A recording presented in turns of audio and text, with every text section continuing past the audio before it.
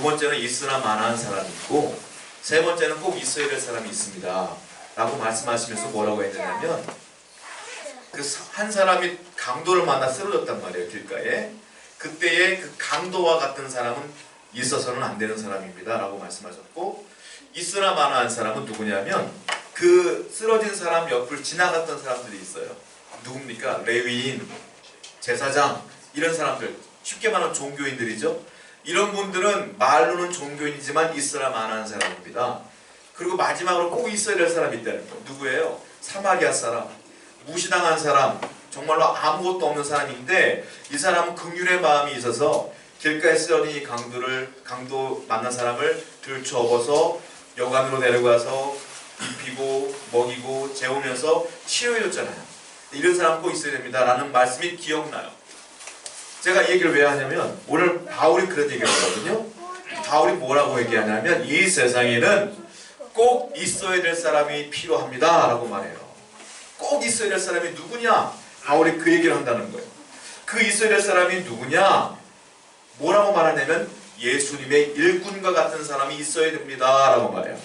일꾼. 그러면서 우리 같은 사람은 참 민망한데 바울은 자기 자랑을 참 잘하거든요. 바울이 뭐라고 말하냐면, 이 세상에는 예수님의 일꾼과 같은 사람이 꼭 있어야 되는데 제가 바로 예수님의 일꾼입니다 이렇게 얘기를 해요. 바울은 꼭 존재해야 될 사람이라는 거예요. 예수님의 일꾼, 이 사람들은 꼭 있어야 된다는 거예요. 자, 성경을 한번 직접 보실게요. 본문 말씀 16절입니다. 한번 읽어보겠습니다. 시작. 이 은혜는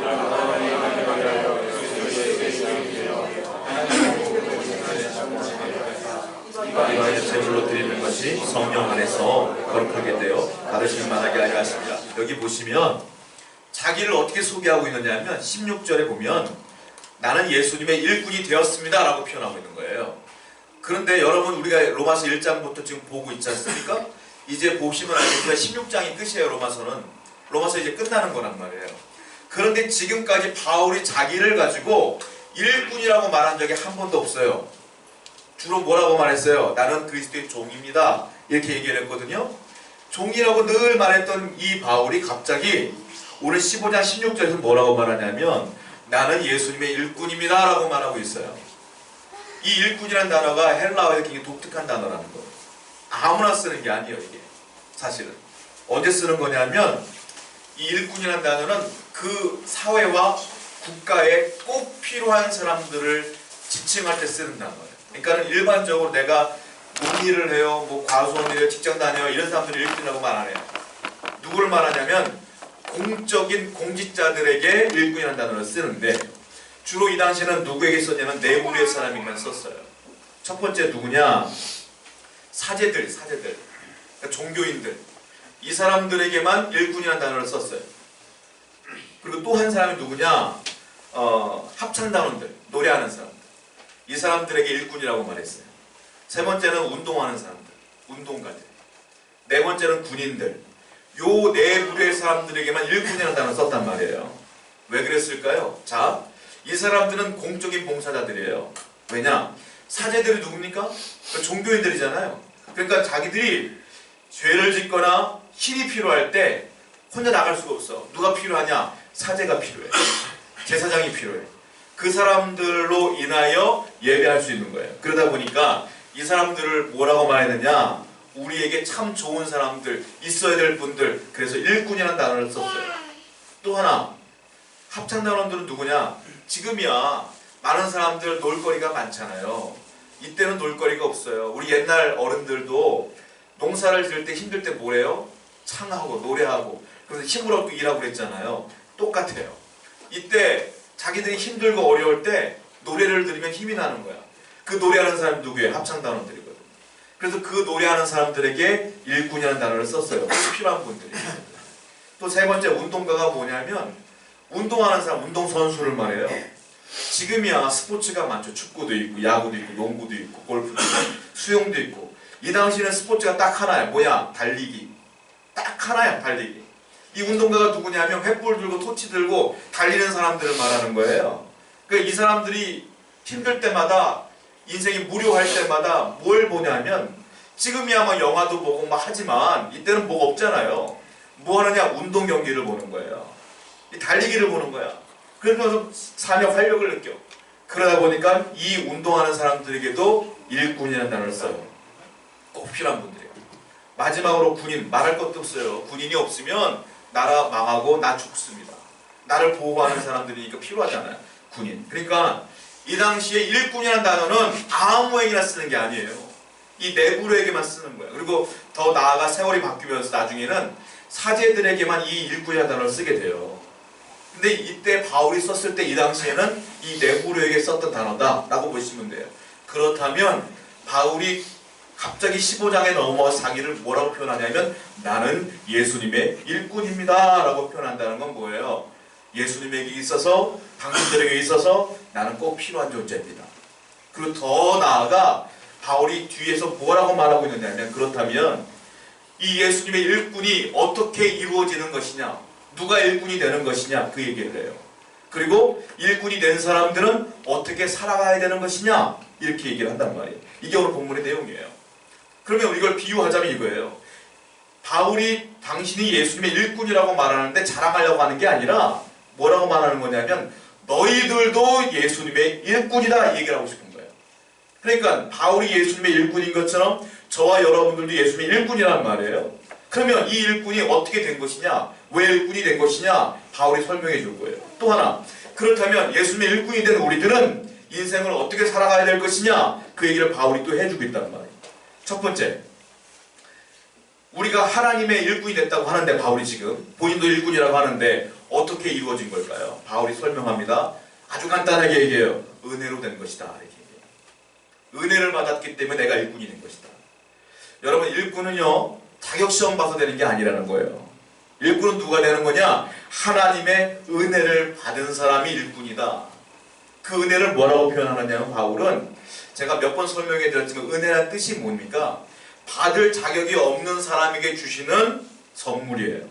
그러니까 저와 여러분들은 자격이 안 돼. 근데 그 선물을 받았어요. 그 은혜 받았다는 거예요. 그 은혜가 누구예요? 예수 그리스도. 구원. 이게 은혜라는 거예요. 그래서 바울이 말하는 건 은혜 받았다는 건 뭐냐면 구원받은 사람을 말하는 거예요.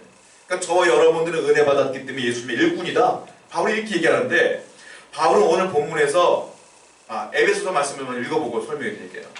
에베소서 2장 8절입니다. 자, 은혜의 정체를 바울이 밝히고 있어요.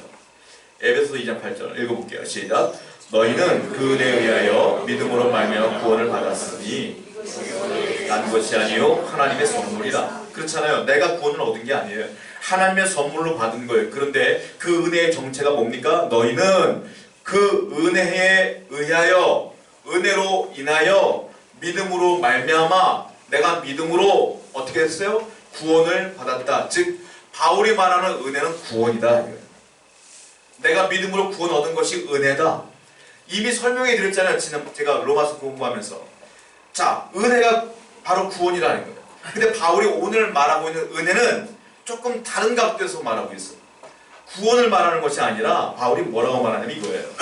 내가 예수를 믿었더니 놀라운 선물을 받았는데 그게 은혜다 이거예요. 그 은혜가 무엇이냐? 구원이다. 나는 구원을 받았다. 그랬는데 내가 구원을 받고 보니까 어떤 마음이 생겼냐면 내 사랑하는 가족들을 보니 내 이웃들을 보니 가만히 있을 수가 없다 이거예요. 자기는 이 구원을 나누고 싶다 이거예요. 그래서 자기는 자기가 아는 모든 사람들 뿐만 아니라 모르는 사람들에게도 복음을 전하기 시작했다. 근데 바울이 뭐라고 말하냐? 이 복음을 전하기 시작한 행위 이것도 은혜다라고 말해요. 은혜는 구원뿐만이 아니라 복음 전하는 것도 은혜다 이렇게 얘기하고 있잖아요. 그걸 한번 설명해 주는 거 볼게요. 15절과 16절 한번 읽어보겠습니다. 본문 15절 16절 시작. 그러나 내가 너희를 다시 생각나게 하려고 하나님께서 내게 주신 은혜로 말미암아 더욱 담대히 대략 너희에게 썼노니 이 은혜는 곧 나로 이방인을 위하여 그리스도 예수의 일꾼이 되어 하나님의 복음의 제사장 기분을 위해서 이방인을 제물로 드리는 것이 성령 안에서 거룩하게 되어 받으실 만하게 하려 하심이라. 자, 은혜를 받았잖아요 바울이. 그래서 또 뭐라고 말합니까? 그랬더니 내가 은혜를 받았더니 예수님의 일꾼이 되었다 이거예요. 16절에 일꾼이 되었더니 바울이 뭐라고 말하냐면 내가 어떤 사람이 되었느냐? 복음의 제사장 직분을 감당하는 사람이 되었고 그리고 이방인들을 정말 산 제물로 드리는 자가 되었다라고 말하는. 쉽게 말하면 뭐냐? 내가 구원을 받은 것도 은혜고 내가 그 은혜를 받았더니 어떤 사람이 되었느냐면 복음을 전하는 제사장이 되었다. 그래서 이방인들에게 복음을 전하는 자가 되었다. 쉽게 말하면 내가 전도자가 된 것이 은혜다. 이렇게 얘기하고 있는 거라는 거예요. 여러분, 바울이 얘기하는 거예요. 내가 예수를 믿음으로 구원을 얻었으니 내가 은혜 받은 것처럼 지금 이 성경을 읽고 있는 우리도 은혜 받은 자가 됐다 이거예요. 그렇다면 또 다른 은혜가 있는데 내가 복음을 전한 것처럼 너희도 복음을 전하라 이거예요. 이게 은혜 받은 사람의 삶이다. 이게 지금 바울이 하고 있다는 겁니다. 바울은요, 여기서 뭘 느낄 수 있냐면 이 복음을 전한다는 것, 전도한다는 것이 얼마나 큰 특권인지를 말하고 있는 거예요. 얼마나 큰 은총을 받았는지를 얘기하는 거예요. 사람은 이 세상을 살아가면서 남에게 피해주고 싶은 사람은 없어요. 저와 여러분 마찬가지일 거예요. 누구나에게 도움이 되고 싶고 선한 사람이 되고 싶잖아요. 그런데 사람이 착하게 살려고 애를 쓰고 의임으로 내가 억지로, 또한 전도도 마찬가지예요. 아, 예수를 믿었더니 전도하래 교회에서. 아니, 교회에서 말고 성경에서. 그런데 그 전도해야 되겠는데 내가 마음이 좋지가 않아. 내가 부끄러움이 많아. 그 전도하라니까 어떻게 억지로 하잖아요. 억지로 전도하고 억지로 선하게 살려고 해보세요. 이게 한 달, 두 달은 가능할지 몰라도요 1년, 2년, 10년 되면 힘들어서 못해요. 안 그렇습니까? 바울이 말하는 건 그거예요. 뭐냐면 복음 전하는 건 의무가 아니다. 여러분들이 복음을 전하는 건 책임이 아니다. 바울이 뭐라고 말하고 있어요? 그건 은혜다. 그건 은총이다. 특권이다. 여러분 생각해 보세요. 하나님을 알지 못하는 구원받지 않는 사람이 어떻게 전도해요? 그러니까 하나님이, 우리는 그 생각하잖아요. 예수 믿으면 구원받지 않습니까? 믿으시죠? 그러면 그런 고민해. 내가 나이 많이 먹었을 때, 한 70대 넘어서 그때서야 하나님 믿었으면 구원받고 끝나는 것인데 왜 10대 때 믿어갖고 왜 20대 때 믿어갖고 내가 평생을 예수 믿으며 고생받고 살냐? 왜 그랬을까요? 왜 이렇게 일찍 믿게 했을까요? 그 이유가 있다는 거예요. 바울이 뭐냐? 내가 예수를 일찍 믿으면 그만큼 이 은혜를, 특권을 가지고 복음 전파할 시간들이 길어지니 나는 감사하다. 바울이 그 얘기하고 있는 거 아니겠어요? 여러분, 그러므로 복음 전하는 것이 의무가 아니라, 책임이 아니라 특권입니다. 그 사실을 기억하셔서 아, 내가 아니면 전도할 사람이 없구나, 이런 생각을 가지고 복음을 전파해야 된다 이거예요. 바울이 말하는 거. 1800년대 후반에 복음을 전하기로 결정을 해서 자기 인생을 평생 복음 전파하는데 애썼던 분이 있어요. 윌리엄 부스라는 분인데요.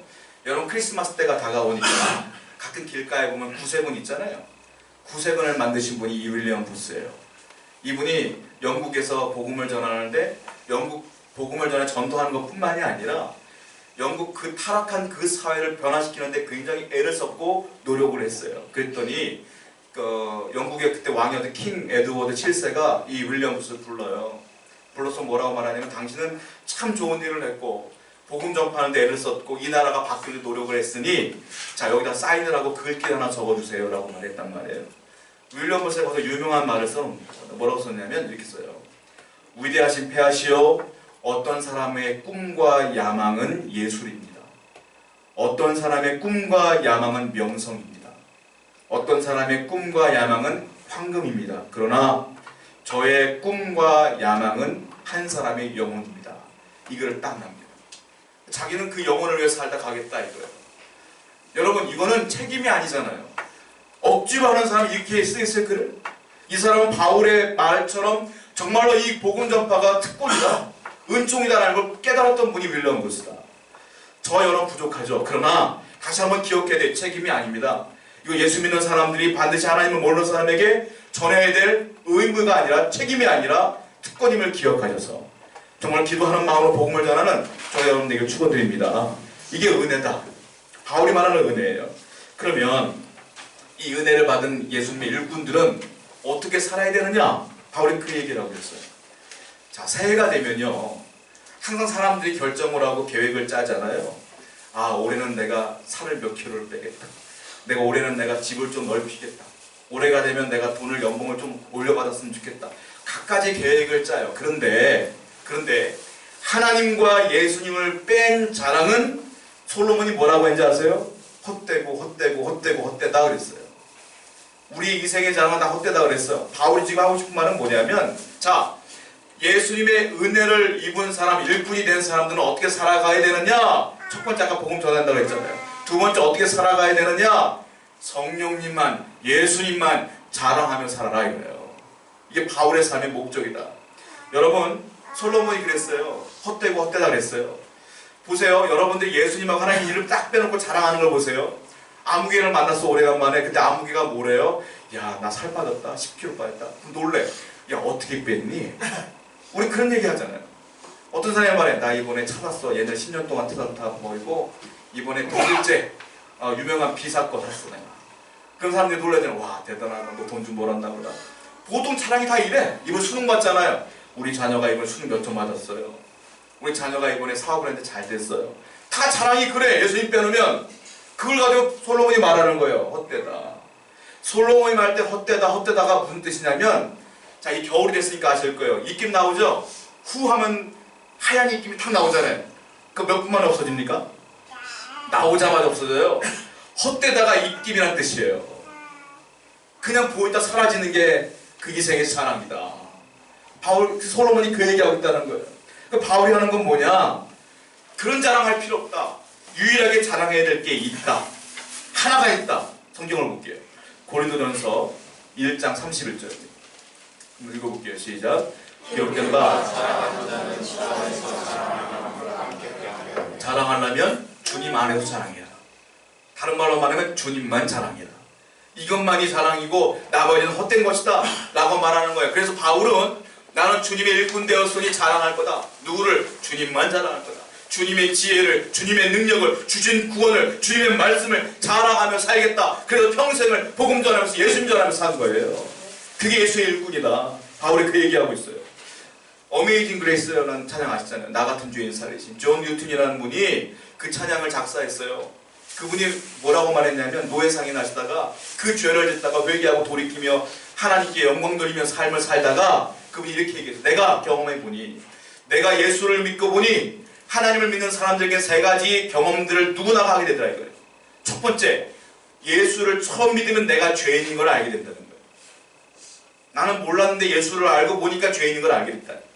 두 번째, 내가 죄인인 걸 알게 된과 동시에 그런데도 불구하고 하나님이 나를 용서하더라. 용서의 경험을 한대.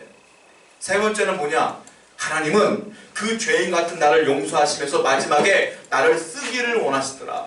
사용하시기를 원하시더라. 이 세 가지 경험은 누구나 간다는 거예요. 나는 그래서 사용받고 있다 라고 그분이 얘기했어요. 여러분, 하나님은 여러분들이 그리스도의 일꾼이 되었던 것들 기억하세요. 그리고 여러분들 사용하시기를 원한다. 어떻게 해요? 뭘요? 주님 자랑하며 살아라 이거예요. 이게 쓰임받는 거예요. 예수님께 쓰임받는 건 다른 게 아니야. 예수님 자랑하며 사는 게 쓰임받는 겁니다, 여러분. 자, 본문 말씀 들어볼게요. 17절 말씀이에요. 한번 읽어보겠습니다. 시작. 그러므로 내가 그리스도 예수 안에서 하나님의 일에 대해 자랑하는 것이 있거니와. 자, 자랑할 것이 있대요, 바울이. 그 자랑의 내용이 18절입니다. 읽어보겠습니다. 시작. 그리스도께서 이방인들을 순종하기 위하여 나를 통하여 역사하신 것 외에는 내가 감히 말하지 아니하노라. 그 일은 말과 행위로. 자, 보세요. 내가 자랑할 게 있는데 그 자랑이 뭐냐면 이방인들에게 내가 전도를 했다 이거예요. 복음을 전했더니 그들을 순종하게 하기 위해서, 그 말씀을 받아들이게 하기 위해서 주님이 어떻게 했느냐? 성령께서 나에게 역사했다. 이걸 자랑하겠다 이거예요. 무슨 말일까요? 바울이 복음을 전했더니 그 사람들이 마음이 움직여지고 울며 회개해. 이거 바울이 한 겁니까? 아니다 이거예요. 성령이 역사하신 것이다. 내가 이거 자랑한다 이거. 어떤 사람이 아파, 병들었어. 근데 내가 복음을 전했더니 이 사람이 울어. 내가 안수를 했어, 바울이. 근데 이 사람이 병이 나았어. 주님이 역사하신 것이다 이거래. 이걸 자랑한다 이거.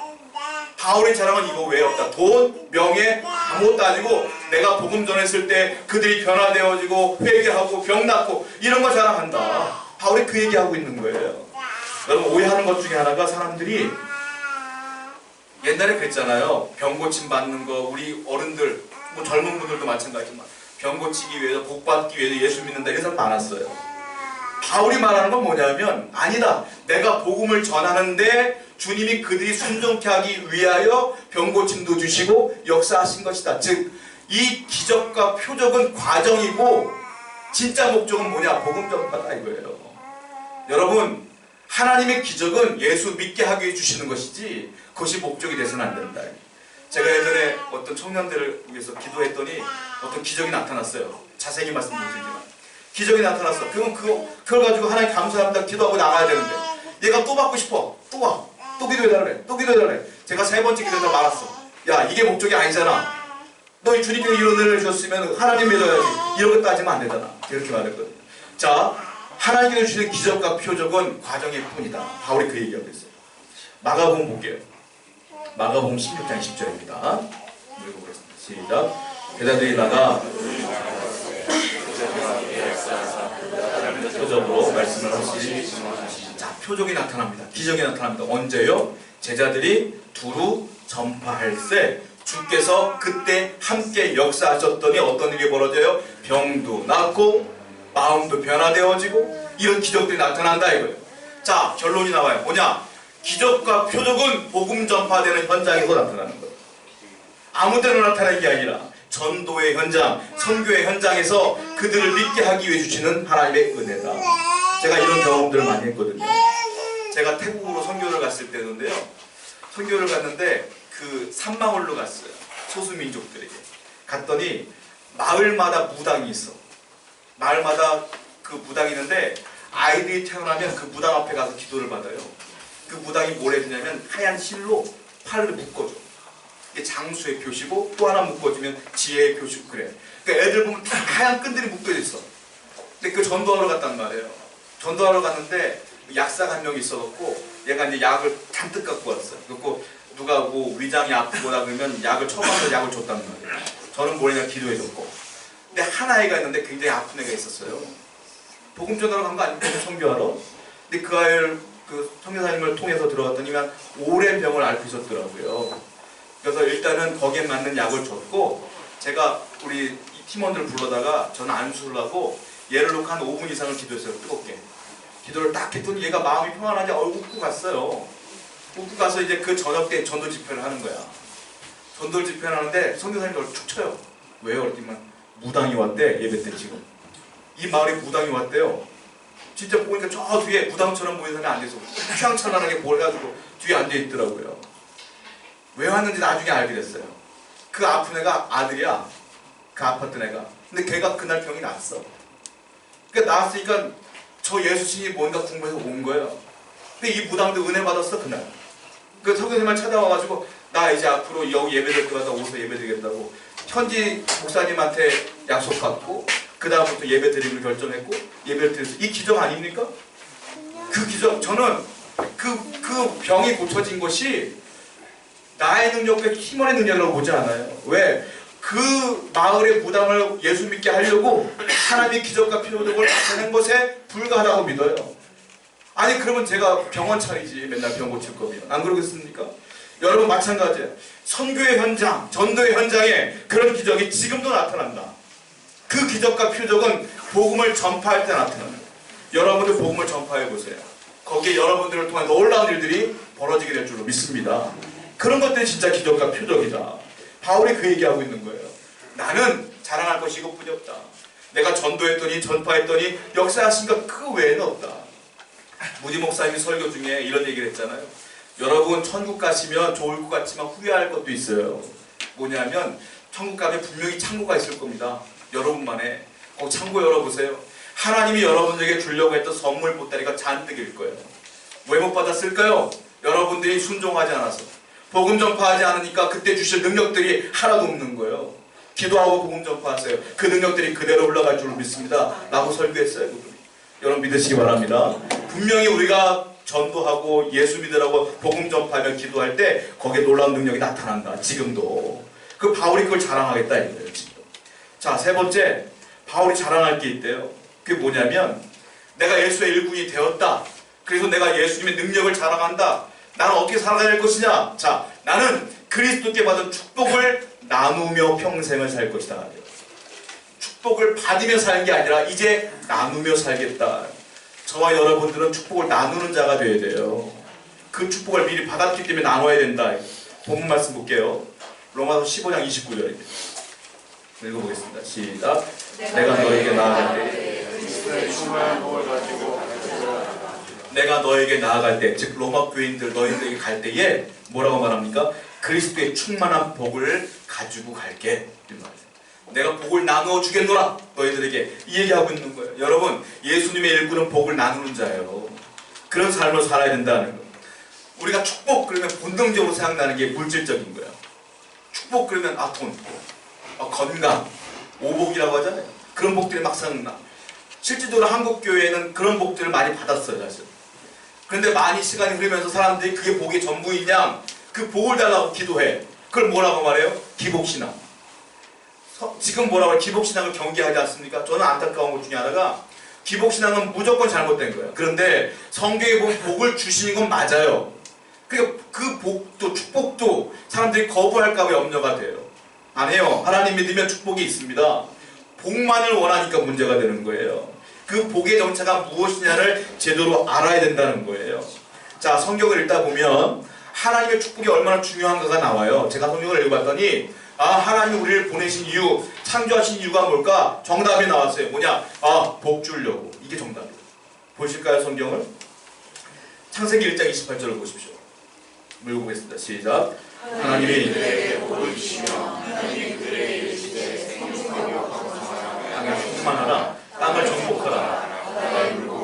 하늘의 새와 땅에 움직이는 모든 생물을 다스리라 하시냐.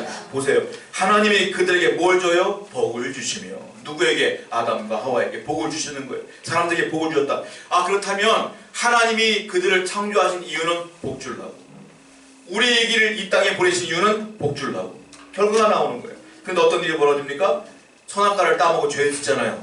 그 복을 걷어가야 될 거 아니에요, 하나님께서. 안 걷어가요. 하나님께서 또 복을 줘요. 자, 창세기 3장은 타락이 나와요. 선악과 따먹는 장면이 나와. 그리고 그들이 회개한 뒤에 5장이 나오는데 창세기 5장 말씀 보세요. 5장 2절입니다. 5장 2절. 시작. 남자와 여자를 창조하시고 하나님이 그들에게 복을 주시고 그들의 이름을 사람이라 하셨다. 또 복을 주셔. 하나님은 걷어가지 않아. 그 복을 또 줘. 죄를 짓고 회개했지만 또 줘. 자, 그 다음에 6장에 어떤 일이 벌어지면 노아가 나와. 노아의 홍수사건 6장에 나와요. 그러니까 그들이 또 죄를 지어. 다 노아의 홍수로 다 쓰러져 버렸어. 그 다음에 다시 사람들이 노아의 가족부터 시작되는 거예요. 그 9장인데 9장의 성경에 뭐라고 써 있습니까? 한번 볼게요. 9장 1절 창세기 시작. 하나님이 노아와 그 아들들에게 복을 주시며 그들에게 이르시되 생육하고 번성하여 땅에 주시고. 똑같은 말이에요. 노아에게 또 뭘 줘요? 복을 주시는 거예요. 저는 하나님은 정말로 복을 주시길 원하시는구나 라는 걸 깨달았어요. 자, 그러면서 노아 시대가 끝난 뒤에 아브라함 시대가 넘어오잖아요. 아브라함이 똑같은 말이에요. 창세기 12장 2절을 보세요. 시작. 내가 너로 큰 민족을 이루고 내게 복을 주어 너는 복이 될지라. 또 복 준대요. 자, 그러면 가장 유명한 말씀이 있어요. 12장 3절 보세요. 창세기 시작. 너를 축복하는 자에게는 내가 복을 내리고 너를 저주하는 자에게는 내가 저주하리니 땅의 모든 족속이 너로 말미암아 복을 얻을 것이니라. 보십시오. 성경을 보면 하나님은 우리에게 축복을 주시고자 하셔요. 그러므로 예수님을 잘 믿으면 복을 받아요. 그런데 문제는 복 그러면 사람들이 돈 이렇게 생각한단 말이에요. 근데 성경에서는 돈이라고 말한 적은 한 번도 없어요. 이 복이 뭐냐는 거예요. 갈라디아서에 보면 바울이 그 복의 정체를 얘기해준다. 갈라디아서 3장 8절은요. 아까 읽었던 창세기 12장 3절의 내용을 기반으로 해서 쓴 거예요. 갈라디아서 3장 8절 한번 읽어볼게요. 시작. 또 하나님이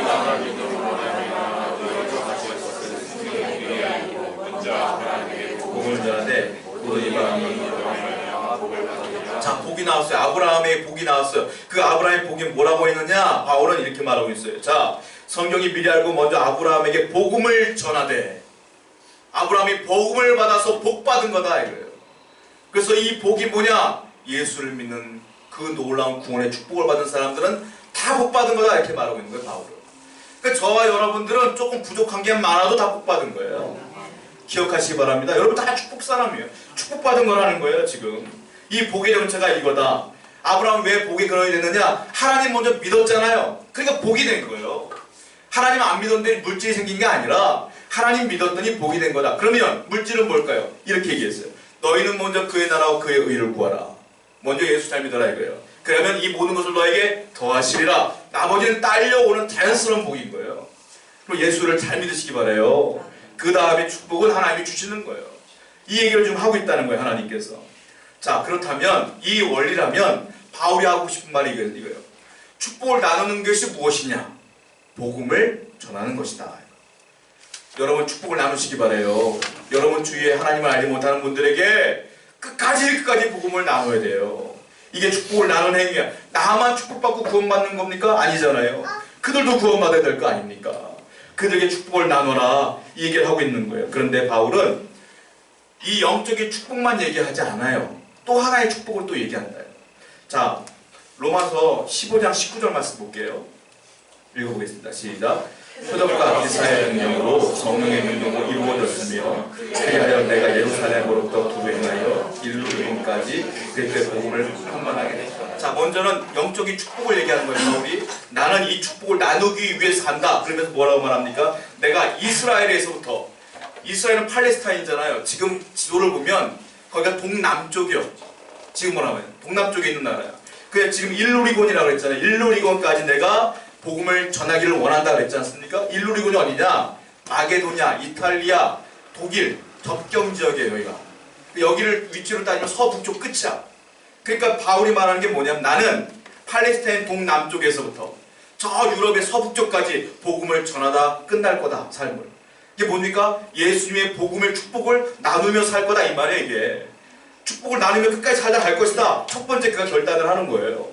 자, 그리고 이 오늘 말씀 편지의 말씀 보면 또 다른 얘기가 나오는데 25절 말씀 보세요. 25절 시작. 그러나 이제는 내가 이렇게 복음을 전하며 살 거야 라고 말했지만 또 하나 얘기하는 거예요. 그러나 내가 지금은 너희한테 못 가. 왜냐면 나는 지금 예루살렘 가야 되거든. 왜 그럴까요? 예루살렘에 가뭄이 있었어요. 가뭄이 있어서 성도들이 다 굶어 죽는 거야. 바울이 그걸 들었어요. 그래서 마게도냐, 아가야 자기가 세웠던 교회들을 막 다니면서 바울이 헌금을 걷어. 그래서 사람들이 억지로 내는 게 아니라 기쁨으로 막 내. 뭐라고 말하냐면 우리가 예루살렘 사람 때문에 예수를 믿게 되었으니, 당신 때문에 예수를 믿었으니 이것이 가장 큰 축복인데 돈이 문제겠습니까? 돈을 막 내.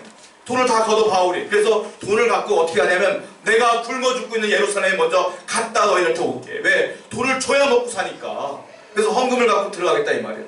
바울이 두 번째 축복을 얘기해. 뭐니까? 물질을 나누라 이거예요. 내가 영적으로 전도만 하는 게 축복을 나누는 게 아니라 너희가 물질이 풍성하면 없는 사람을 위해 나눌 수도 있어야 돼.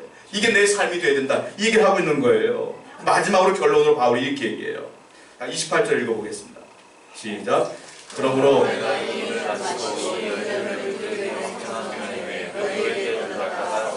서바나가 어딥니까? 스페인이에요. 이 스페인은 그 당시에 땅 끝이라고 인식이 되어 있었어요. 그러니까 내가 지금 복음을 전하다가 이 물질의 축복도 나누다가 어디까지 가겠느냐? 땅 끝까지 전도하다 죽을 거야. 여러분 이게 예수의 일꾼의 삶이에요. 어마어마한 삶이에요. 저와 여러분들은 예수님의 은혜로 말미암아 구원을 얻었습니다. 할렐루야. 그렇다면 예수님의 일꾼임을 믿으시기 바라요. 여러분의 삶의 목적은 두 가지가 되어야 된다는 거예요. 어떤 삶이 되어야 될까요? 주님의 영광을 나타내며 하나님의 이름을 나타내며 살아야 될 것이며 아울러 내가 받은 축복을 나누며 복음 전파하며 살아야 될 줄로 믿습니다. 이런 결단이 저와 여러분 가운데 있기를 소원합니다. 찬송하도록 하겠습니다.